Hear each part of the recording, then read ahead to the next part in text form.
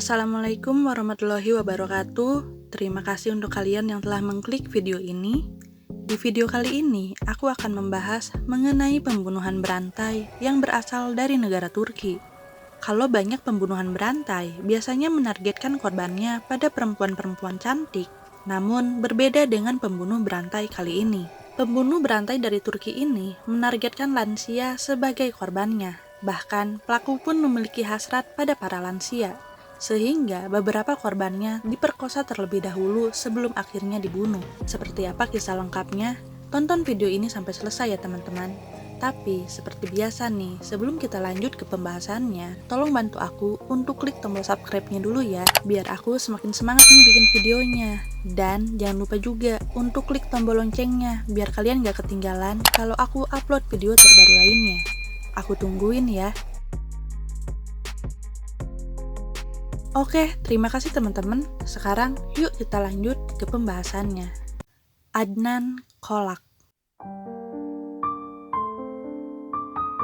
Pada tahun 1995, warga Artvin, Turki dikejutkan dengan seorang wanita lansia dengan kondisi luka-luka meminta tolong pada tetangganya. Dia adalah Hediye İpek. Tetangga pun segera membawa Hediye İpek ke rumah sakit, kemudian melaporkan kejadian tersebut pada polisi. Polisi pun segera meminta keterangan ciri-ciri pelaku dan kronologi kejadian pada Hediye İpek begitu kondisinya sudah pulih. Hediye İpek pun menjelaskan pada polisi bahwa ada seorang laki-laki yang masuk begitu saja ke dalam rumahnya kemudian memperkosanya. Tidak sampai di situ, pelaku pun mencoba membunuhnya dengan menjerat lehernya dengan seutas kain. Beruntung saat itu Hediye hanya pingsan dan tidak meninggal dunia. Sementara pelaku yang mengira Hediye İpek telah meninggal, dia pergi begitu saja. Saat ditanyai siapa pelakunya, Hediye İpek pun dengan yakin menyebut sebuah nama. Dia adalah Adnan Kolak, tetangganya sendiri.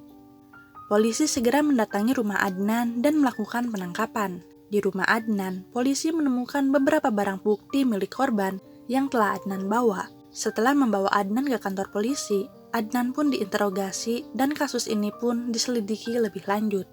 Saat proses penyelidikan, polisi mengingat bahwa kasus pembunuhan lansia dan pemerkosaan di Artvin cukup sering terjadi dan pelakunya belum tertangkap sampai saat ini. Sejak tahun 1992, total sudah ada sekitar 11 kali pembunuhan di mana kebanyakan korbannya adalah lansia. Dan 6 dari korbannya tersebut telah diperkosa. Dan ada beberapa kasus kejahatan serupa, tetapi korbannya bisa diselamatkan. Adnan pun ditanyai terkait kasus-kasus terdahulu, karena diduga kuat ia juga merupakan dalang dari kasus-kasus pembunuhan dan pemerkosaan pada lansia sebelumnya. Dan ternyata benar, Adnan adalah pelaku tindakan keji tersebut. Pria kelahiran 5 September 1952 itu mengakui bahwa ia melakukan pembunuhan dan pemerkosaan pertamanya pada tahun 1992, tepatnya pada tanggal 16 Oktober 1992. Adnan melakukan pembunuhan pada satu keluarga. Ia membunuh sepasang suami istri yang bernama Hussein dan Asiye Korkmaz dan seorang putrinya yang berusia 15 tahun. Menurut keterangan Adnan, sebelum membunuh gadis 15 tahun ini, Adnan terlebih dahulu memperkosanya berkali-kali, seperti mendapat kesenangan dan kepuasan tersendiri. Pada akhirnya, 1 tahun kemudian, Adnan melakukan aksi kejinya lagi pada seorang pria yang bernama Cifer Bildirici dan menantunya yang bernama Hayriye Bildirici. Dan setelah itu, kasus pembunuhan dan pemerkosaan di daerah Artvin terus berlanjut dalam jeda waktu beberapa bulan saja. Korban lainnya yang berhasil dibunuh oleh Adnan adalah lansia berusia 60 tahun, Osman dan Kevser Aksoy, Ahmed dan Asye Bayram, serta Hacer Kas. Sebetulnya ada satu korban lagi, dia adalah Hediye Sancak Taroglu. Namun seperti halnya dengan Hediye İpek, Hediye Sancak Taroglu berhasil selamat setelah Adnan mengiranya bahwa dia telah meninggal. Namun sayangnya, ketika Hediye Sancak Taroglu dimintai keterangan oleh polisi, dia tidak bisa mengingat siapa pelaku yang melakukan kejahatan tersebut. Sehingga pada saat itu Adnan pun masih bebas berkeliaran. Rata-rata korban Adnan ini berusia 60-90 tahunan. Sebelum melancarkan aksi jahatnya, Adnan sudah memperhatikan terlebih dahulu gerak-gerik dari targetnya. Biasanya, Adnan akan menyertai rumah korban dari kejauhan untuk melihat kondisi rumah korban. Ketika keadaan mulai sepi, Adnan pun mulai masuk ke rumah korbannya. Masyarakat Artvin pun mulai khawatir karena pelaku tidak pernah tertangkap. Banyak dari mereka yang sudah menduga kalau pelaku adalah orang yang sama. Dan akhirnya, pada tahun 1995, semua pun terungkap. Sang pembunuh berantai pun sudah berhasil ditangkap dan ia dikenal dengan sebutan Monster Artvin. Saat di pengadilan, Adnan mengeluarkan pernyataan yang kontroversial. Saat ditanyai mengapa target aksi kejinya kebanyakan lansia, Adnan dengan santainya mengatakan kalau para lansia sudah hidup terlalu lama. Akibatnya, para lansia tersebut memakan banyak hak-hak orang lain yang masih muda. Selain bisa memuaskan hasratnya dengan membunuh lansia, Adnan mengatakan masyarakat harusnya terhibur dengan perilaku kejinya tersebut.